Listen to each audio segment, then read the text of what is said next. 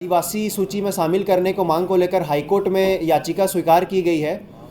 उस संबंधित हम लोग आज यहाँ पर प्रेस कॉन्फ्रेंस किए हैं और आदिवासी समाज अपना स्पष्ट रूप से अपना पक्ष रखना चाहते हैं कि आदिवासी समाज काफ़ी आक्रोशित है और ये तथ्यात्मक रूप से हम ये बात रखना चाहते हैं कि इनकी भाषा, संस्कृति, परंपरा, रीति रिवाज कुछ भी आदिवासी से मेल नहीं खाते हैं। इनका जो भाषा है वो इंडो आर्यन लैंग्वेज फैमिली से बिलोंग करता है और आदिवासी का जो भाषा है वो एक तरह से द्रविडियन और ऑस्ट्रो एशियाटिक लैंग्वेज फैमिली से बिलोंग करता है। तो एक डिस्टिंक्शन ये है। दूसरा, आप देखिएगा लोकुर कमेटी का जो रिकमेंडेशन किया गया था, जो 5 क्राइटेरिया जो होना चाहिए आदिवासी में, उसमें से किसी में भी मेल नहीं खाता है। और ये TRI द्वारा भी रिपोर्ट दिया गया है 2004 और 2020 में भी। उसमें स्पष्ट रूप से कहा गया है कि 5 बिंदुओं पर चर्चा करते हुए कि ये यहाँ के आदिवासी मूलवासी नहीं है, ये सेंट्रल इंडिया से आकर के यहाँ पर बसे हैं और ये इन पे आदिवासी का जो 5 क्वालिटी है वो किसी में से ये मेल नहीं खाता है। दूसरी बात, यहाँ पर जो इनके द्वारा लगातार डिमांड किया जा रहा है, इस डिमांड से हम लोग इसका विरोध करते हैं और आदिवासी समाज काफ़ी आक्रोशित है। और इनके द्वारा अगर इसी तरह मांग किया जाएगा तो हम लोग आदर्श आचार संहिता खत्म होने के बाद हम लोग भी ज़ोरदार आंदोलन करेंगे। और साथ में हम लोग ये भी कहना चाहते हैं कि आदिवासी समाज द्वारा हाईकोर्ट में भी इस केस में इंटरवेन किया जाएगा। और कुछ पिछले साल का ये मीडिया में ही ये रिपोर्ट आया था, जस्टिस DY चंद्रचूड़ द्वारा ये बयान दिया गया था कि a high court does not have power to direct changes in scheduled tribe list.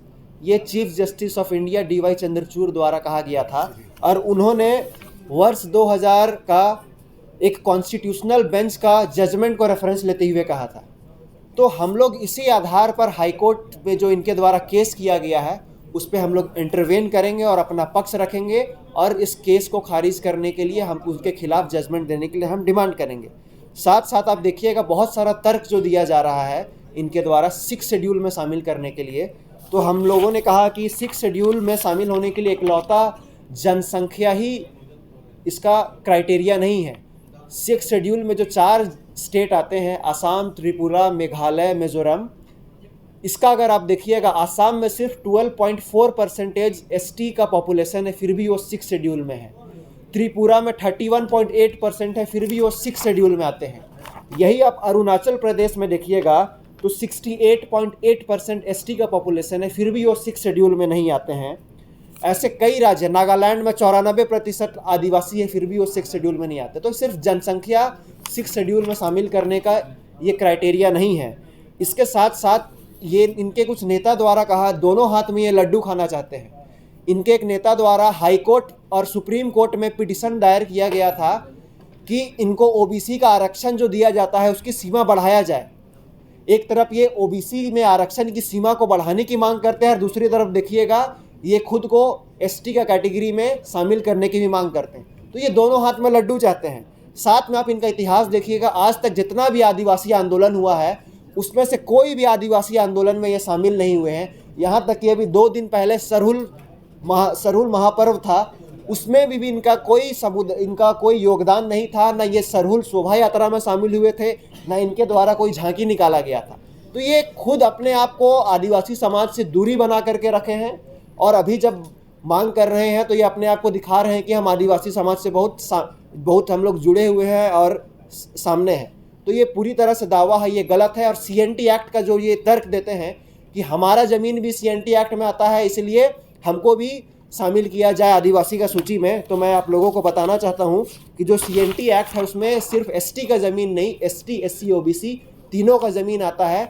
32 ST जो कास्ट लिस्ट है, 32 आदिवासी समुदाय को CNT एक्ट में प्रोटेक्टेड दिया गया है। उसके साथ साथ 23 SC कास्ट से जो लोग आते हैं उसका ज़मीन भी CNT एक्ट में प्रोटेक्टेड है और 51 जो OBC कास्ट से आते हैं उसका ज़मीन भी CNT एक्ट से प्रोटेक्टेड है। तो जस्ट बिकॉज कि आपका ज़मीन भी CNT एक्ट से प्रोटेक्टेड है, इसका मतलब ये नहीं होता है कि आप आदिवासी हैं।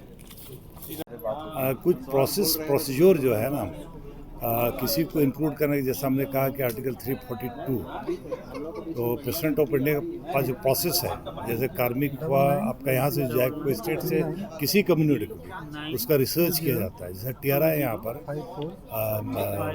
ट्राइबल रिसर्च इंस्टीट्यूट जो है, वहाँ से अध्ययन किया जाता है जितने भी नॉट कम्युनिटी, जितने भी लोग हैं।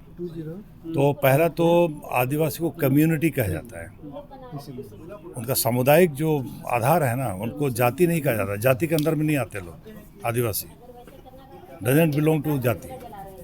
और इनका जो बेसिक क्राइटेरिया जो है और इनका जो प्रोसेस है, TRI रिपोर्ट देता है, TRI के बाद आगे जाकर RGA registrar general of India उसके पास जाता है, पार्लियामेंट जाता है, पार्लियामेंट के पास फिर मिनिस्ट्री ऑफ ट्राइबल अफेयर्स जाएगा, उसके बाद फिर पार्लियामेंट का प्रेसिडेंट ऑफ इंडिया के पास जाता है। फाइनल अथॉरिटी किसी कम्युनिटी को, ये हाई कोर्ट या सुप्रीम कोर्ट भी किसी को जाति में अंतर्गत या बाहर नहीं कर सकता, उसका कोई विधायिका का ही है, शुरू होता है यहाँ से। तो जैसे कि अभी उन्होंने रिपोर्ट थोड़ा सा दिया देने का, सच ये है कि ऑलरेडी इंटरवीन किया जा चुका है। ये जो केस हुआ था इंटरवीन किया जा चुका है। एनीवे, दूसरी बात है कि अभी जो यहाँ से प्रोसेस जाएगा, कार्मिक ऑलरेडी रिपोर्ट भेज दिया गया था पहले भी 2020 दिसंबर में, और ऑलरेडी रिजेक्ट कर चुका है, क्योंकि इनका जो आधार है और इनकी जो स्थिति है, ये काफ़ी संपन्न है, प्रबुद्ध हैं, पढ़े लिखे हो हैं, इनको आधार भी किया गया है TRI के द्वारा। ऐसी परिस्थिति में उनको यथा स्थिति में रखा जाए, इनको कोई नहीं किया जा सकता है। तो ये रिपोर्ट ऑलरेडी दिया गया है, सबमिटेड कर दिया गया है।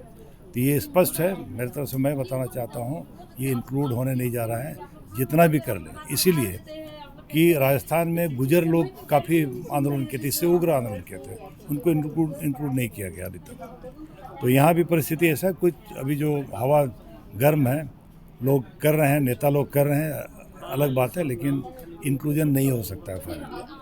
परिचय बता दीजिए। प्रेमचंद मुर्मू। वार्ता जो रखी गई है उसमें हम लोगों ने कुर्मी को जो आदिवासी बनाने की मांग को लेकर जो हाई कोर्ट में, झारखंड हाई कोर्ट में याचिका दायर की गई है, हम लोग उसके विरुद्ध हैं। और हम बताना चाहेंगे कि यहाँ की जो कुर्मी और कुर्मी है वो किसी भी एंगल से आदिवासी नहीं है और लगातार इसका विरोध किया जा रहा है। और हम लोगों ने देखा है कि वो बार बार कहते हैं कि हमारा 70 साल का मांग है, पुराना मांग है, मगर ये 70 साल पुराना मांग नहीं, ये झारखंड बनने के बाद की मांग है। और झारखंड बनने के बाद से ही वो आदिवासी बनने के लिए वो तड़प रहे हैं, क्योंकि वो देख रहे हैं कि ये झारखंड जो है आदिवासी बहुल राज्य है और यहाँ आदिवासियों को विशेष अधिकार दिया गया है, चाहे वो चुनाव लड़ने की बात हो या फिर शिक्षा की बात हो, रोजगार की बात हो, तो यहाँ पर आदिवासियों को विशेष आरक्षण प्राप्त है।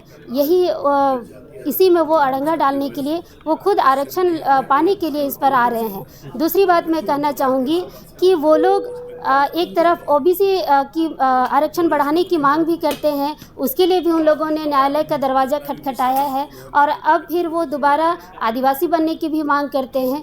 तो भैया आप एक ही तरफ रहिए ना, या फिर OBC की मांग कीजिए या फिर आप ST की मांग कीजिए, क्योंकि अभी नगर निगम का जो चुनाव है वो सिर्फ OBC आरक्षण के कारण ही रुका हुआ है।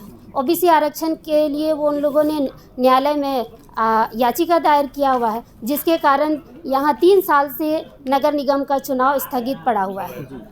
तो हम लोग कहना चाहेंगे कि आप एक ही तरफ रहिए ना, हमारे आरक्षण से आप लोगों को कोई लेना देना नहीं होना चाहिए। आप OBC हैं, आपको अपना आरक्षण से मतलब होना चाहिए, आपको अपना हक अधिकार मिला हुआ है, तो हमारे हक अधिकार पर आप हाथ ना डालें। बस आप लोगों से यही विनती है। और इस बार जो याचिका दायर की गई है, तो आदिवासी संगठन भी उस पर इंटरवेनर बनकर और उस याचिका के खिलाफ हम लोग हाईकोर्ट में अपील करेंगे।